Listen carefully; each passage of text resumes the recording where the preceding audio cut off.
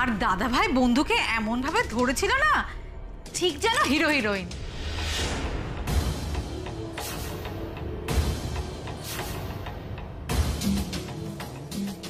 তাই কি বলছো তুমি এসব? হ্যাঁ, বাজে কথা বলার জায়গা পাওনি তাই না? শোনো, একদম তুমি এসব অমঙ্গলে কথাবার্তা বলবে না, বুঝেছ? আর বরণডালা ভাঙবে কেন মিছিমিছি শুনি? মিছিমিছি? একেবারে মিছিমিছি নয়, সত্যি এমনটাই হয়েছে। তুমি নিচে গিয়ে দেখে এসো। তুমি এবার বলেছিলে বন্ধুর বিপদ ঘটাবে, দেখো তোমার বিয়েতেই কিরকম পদে পদে বিপদ ঘটছে। তোমার দধিমঙ্গল ভেস্তে গেল, বন্ধু খেয়ে নিল সেই চিড়ে দই। দাদা ভাইয়ের গায়ে হলুদ গিয়ে উঠলো বন্ধুর গায়ে, তোমার নয় কিন্তু। আর এখন তোমার বিয়ের বরণডালা ভেঙে গেল। এরপরে দেখো তোমার বিয়েতে আর কি কি হয়।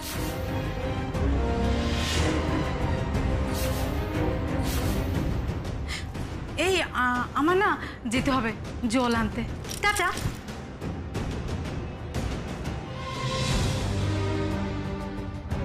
সত্যি তো সবকিছু গোলমাল হয়ে যাচ্ছে, কোনো কিছুই ঠিক মতন হচ্ছে না। কেন হচ্ছে না? তাহলে কি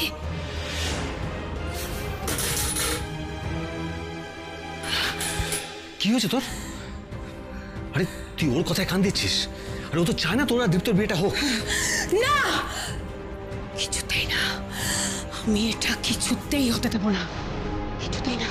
জেসি, জেসি শোন, জেসি।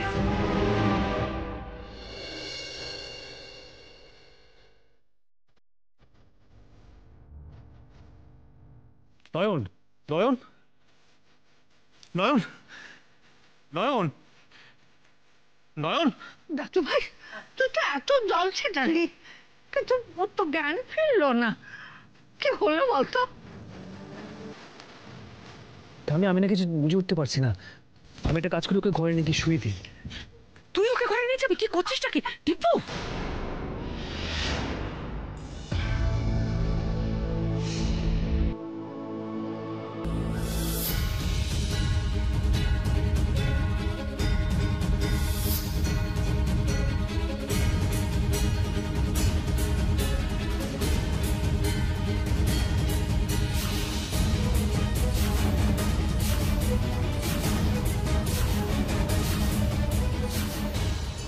কি করছিস দীপু? তোর কি মাথা খারাপ হলো নাকি? ছাড় ছাড় নয়নকে ছাড়। আর কিছুক্ষণ পরে তো বিয়ে হবে, লোকজন অলরেডি আসা শুরু হয়ে গেছে বাড়িতে। কি করছিস তুই? এক্স্যাক্টলি এটা করিস না দীপু, লোকে লোকে কি বলবে? দীপু, আমাদের কথা শুনে এরকম করিস না। কাজের মেয়ের প্রতি এতটা কনসার্ন দেখালে আমাদের স্ট্যাটাসটা কোথায় যায়?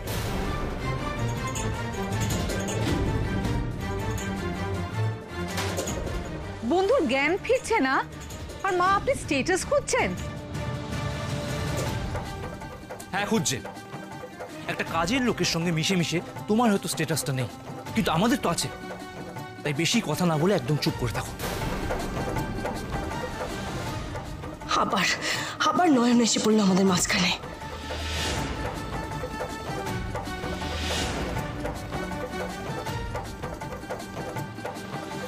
দাঁড়া দীপু, তুই কোথাও যাবি না। কিন্তু আমি তোর মা, আমি তোকে বারণ করছি, তুই কোথাও যাবি না। কিন্তু মা, তুমি তো দেখছো। না, আমি কিছু দেখছি না, আর কিছু দেখতে চাইও না।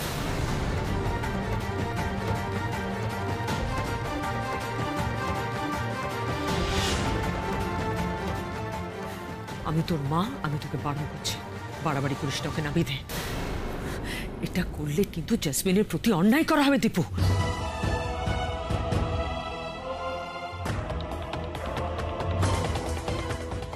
কি বলছো কি মা? জেসমিনের সাথে অন্যায় হবে? অফকোর্স করা হবে। আর কিছুক্ষণের পরে তো জেসমিনের সঙ্গে বিয়ে দীপু।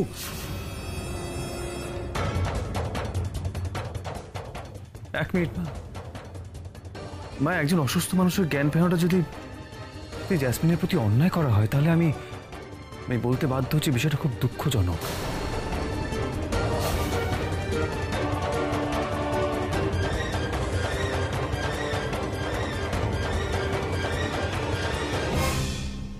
এখানে কে অসুস্থ হচ্ছে সেটা ইম্পর্টেন্ট নয় মা, অসুস্থতাটা বেশি ইম্পর্টেন্ট।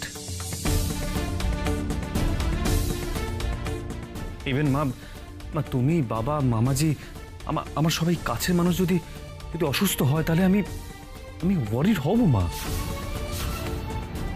আর তাতে যদি জেসমিন কিছু মনে করে তাহলে তো ওর এইবারে যোগ্য বোন মতন আচরণ করা হবে না।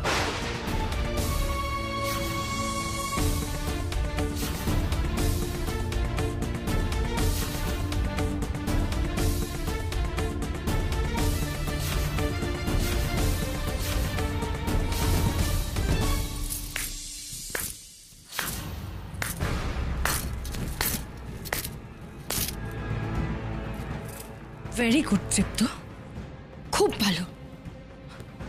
আপনি লজিকে যে স্ট্রং সেটা আমি খুব ভালো করে জানি, কিন্তু দুনিয়ায় সবকিছু তো আর লজিকে চলে না, তাই না? তাহলে তো ইমোশন কথাটার অস্তিত্বই থাকতো না।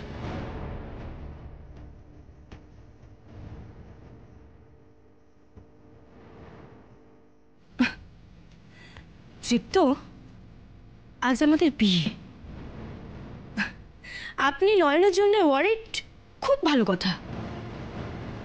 কিন্তু আজকের দিনে ঠিক একইভাবে আমি যদি অন্য একটা ছেলের হাতে পড়ে থাকতাম, আপনার কি ভালো লাগতো?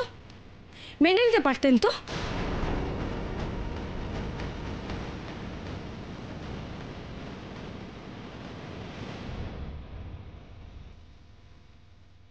জেসমিন, যে আমার হাতের উপর পড়ে আছে সে কিন্তু ইচ্ছে করে আমার হাতের উপর পড়ে নেই,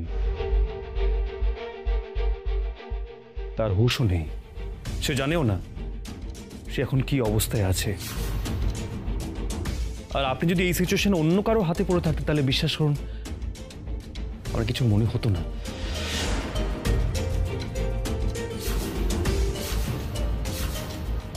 ইনফ্যাক্ট আমি এটা নিয়ে মাথায় ঘামাতাম না। আপনাকে সাজেস্ট করবো এটা নিয়ে মাথা না ঘামাতে।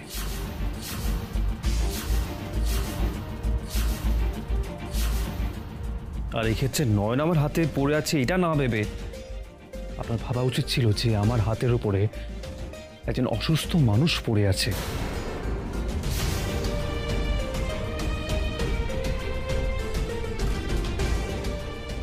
আপনার থেকে এইটুকু সেন্সিটিভিটি আশা করো কি আমার অন্যায় জেসমিন?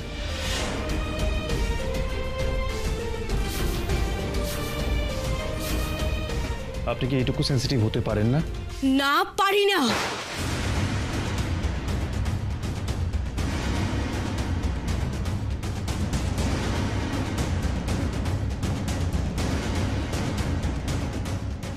পারি না আমি সেন্সিটিভ হতে। এই মেয়েটাকে জাস্ট আমি সহ্য করতে পারছি না। একের পর এক এই মেয়েটা আমাদের বিয়েতে বাধা সৃষ্টি করে যাচ্ছে। ও বরং ডালাটা পর্যন্ত ভেঙে ফেললো। আমি পারছি না, আপনার হাতে ওই মেয়েটা পড়ে আছে, আমি এটা মেনে নিতে পারছি না। দীপ্ত, প্লিজ ওকে নামান, ওকে নামিয়ে দিন হাত থেকে।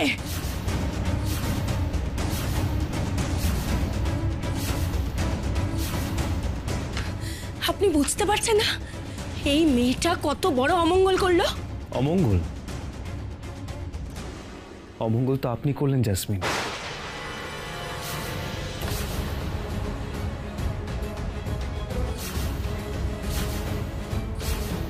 কি আমি অমঙ্গল করলাম? আজ আমাদের বিয়ে জেসমিন, আর শুভ দৃষ্টি হওয়ার আগেই আমাদের কিন্তু দেখা হয়ে গেল।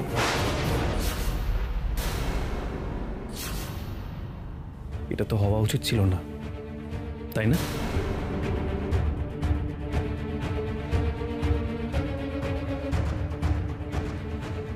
একটু পেশেন্স রাখতেই পারতেন। তাই অমঙ্গলটা কিন্তু নয়ন করেনি, করলেন আপনি।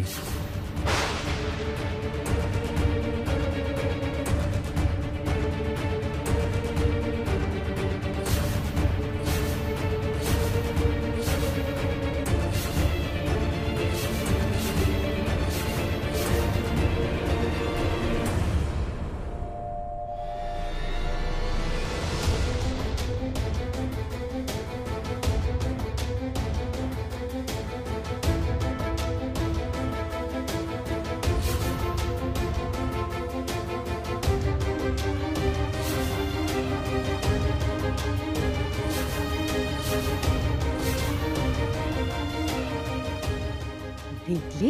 হ্যাঁ কাকে বলি? দাদাভাই কি দিল? বলে বলে ছক্কা দিয়েছে চয়নকে। ঠিক হয়েছে। সত্যি দাদাভাই এই রূপটা কিন্তু কোনো দেখতেই পাইনি। দাদাভাই কিন্তু খুব আনপ্রেডিক্টেবল, তাই না?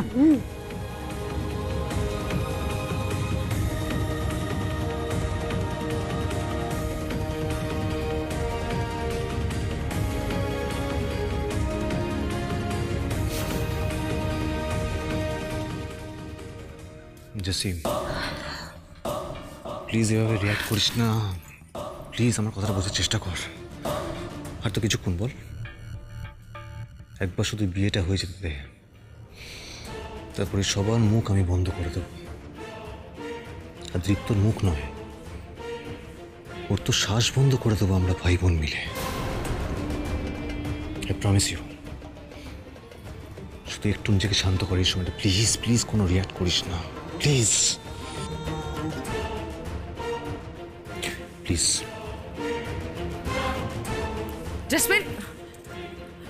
Jasmine, listen. আবার দীপু আর ওই মেয়ে একা? না না, ওদের কিছুতেই একা ছাড়া যাবে না।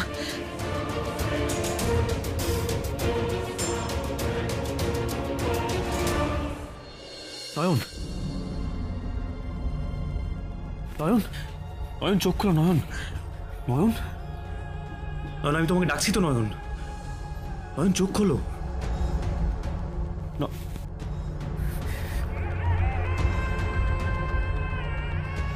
নয়ন, নয়ন, কি এখনো সেন্স ফিরছে না কেন? নয়ন, নয়ন,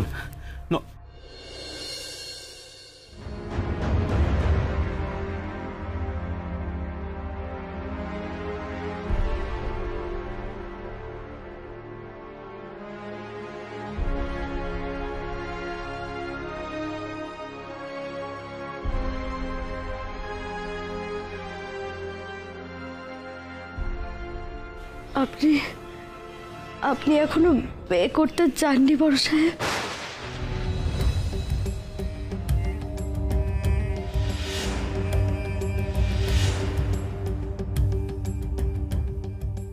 না যাইনি, তুমি তো অজ্ঞান হয়ে পড়ে গেলে। তোমাকে ছাড়া আমি বিয়েটা কি করে করতে চাই নয়ন?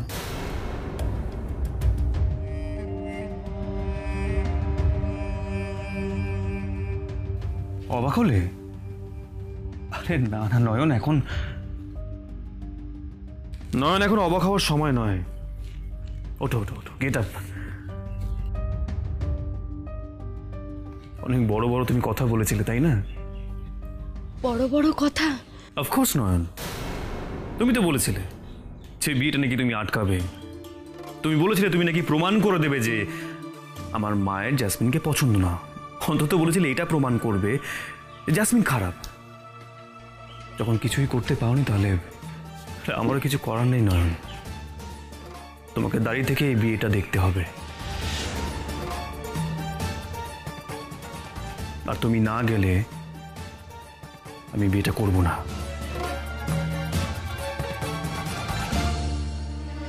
চলো নয়ন, চলো চলো বলছি, চলো।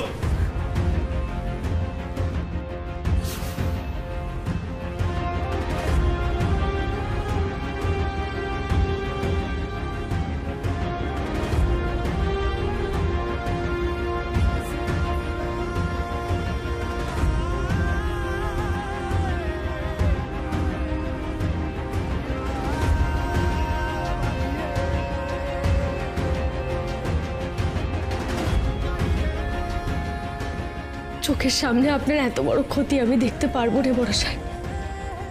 আপনি দয়া করে আমাকে এমন শাস্তি দেবেন না বড় সাহেব। কিন্তু এই শাস্তি তোমাকে না দিলে যে আমি শান্তি পাবো না নয়ন।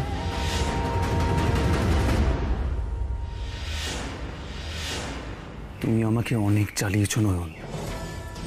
তুমি তোমার দেওয়া কথা রাখোনি, মিথ্যে বলেছ। একজন নির্দোষকে তুমি খুনি প্রমাণ করার চেষ্টা করেছ। তুমি ভাবলে কি করে তোমার এই চোখের জল দেখে আমি দুর্বল হয়ে সব কিছু ভুলে গিয়ে তোমাকে মাফ করে দেব? কোনোদিনও না। তোমার কোনো মার্সি নেই নয়ন। আজ আমার বিয়ের সময় জ্যাসমিনের সঙ্গে 7 পাকে ঘুরবো নয়ন।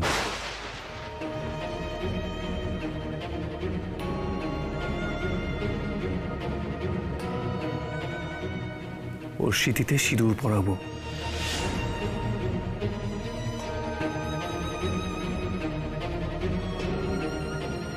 আর তুমি সামনে দাঁড়িয়ে সেসব দেখতে বাধ্য হবে।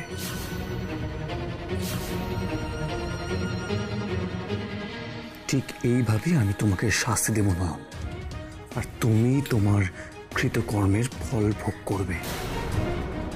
মেরে ফেলুন না আমাকে বড় সাহেব, এই দৃশ্য দেখার আগে আমাকে মেরে ফেলুন না। না না, এইভাবে তোমাকে মারবো না নয়ন। এইভাবে মারলে তো তোমার মুক্তি মুক্তি আমি তোমাকে দেব না নয়ন। তুমি আমাকে যেমন কষ্ট দিয়েছো ঠিক তেমনই তুমিও কষ্ট পাবে।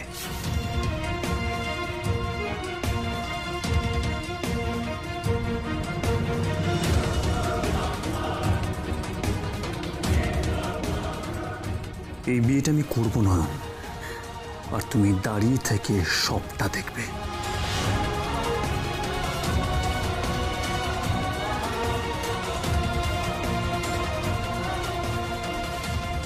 দীপু, দীপু তো তুই ওর কাছে দাঁড়িয়ে থেকে সময় নষ্ট করিস না।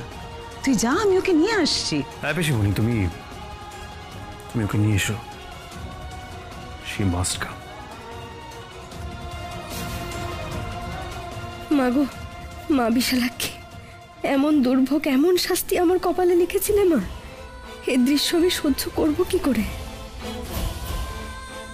কি ভাবছো নয়ন? নতুন কোনো প্ল্যান? বড্ড বাড়াবাড়ি করছো তুমি নয়ন, বড্ড বাড়াবাড়ি করছো। নেহাত দীপুর জেদ চেপেছে তাই, নইলে আমি ভিকির কথা শুনলেই বোধহয় ঠিক করতাম। ও তো পরিষ্কার বলেই ছিল যে তুমি সাংঘাতিক একটা মেয়ে, সাংঘাতিক মেয়ে। তোমাকে বিয়ের চৌহদ্দিতে ঢুকতে দেওয়াই আমার উচিত হয়নি। কি করব বলো, দীপুর জেদ চেপেছে, তোমাকে আমায় নিয়ে যেতেই হবে। কিন্তু একটা কথা জেনে রেখো নয়ন, তুমি যদি বিয়েতে কোনো অঘটন ঘটানোর চেষ্টা করো তাহলে আমি কিন্তু সেটা কিছুতেই হতে দেব না। বিয়ে ভাঙার যদি প্ল্যান করে থাকো না কোনো, সেটা আমি ভন্ডুল করেই থাকবো, তুমি মিলিয়ে নিও।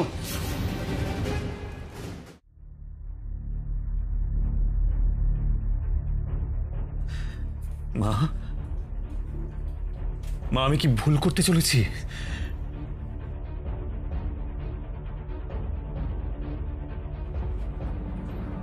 হয়তো চলেছি,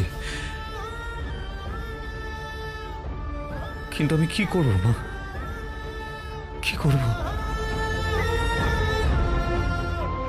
তুই কি চাস? তুই নিজেকে জিজ্ঞেস কর দীপু, নিজেকে জিজ্ঞেস করলেই জানতে পারবি তুই নিজে কি চাস।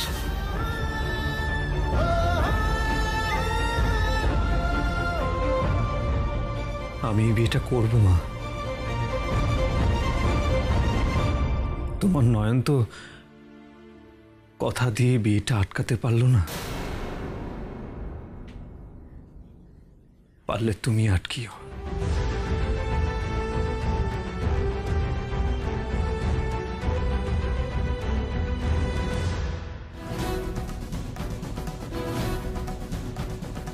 ঠাকুরমশাই, আপনি আপনার রিচুয়াল শুরু করুন। আমি দৌড়িয়ে আছি, কি কি করতে হবে বলুন।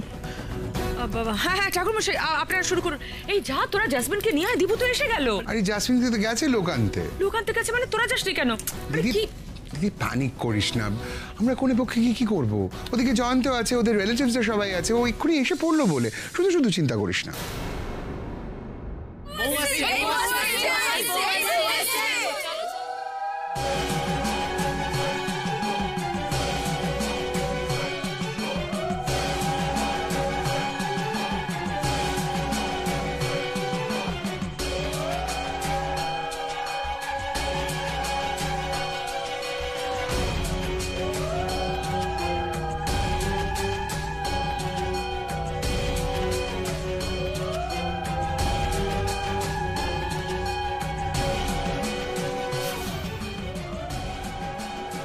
নয়নকে তো দেখছি না।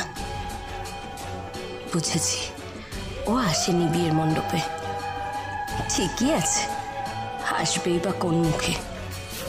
কোনো প্রমাণই তো জোগাড় করতে পারলো না বেচারি, আর পারবেও না। এখন মুখ লুকোনো ছাড়া আর উপায় কি?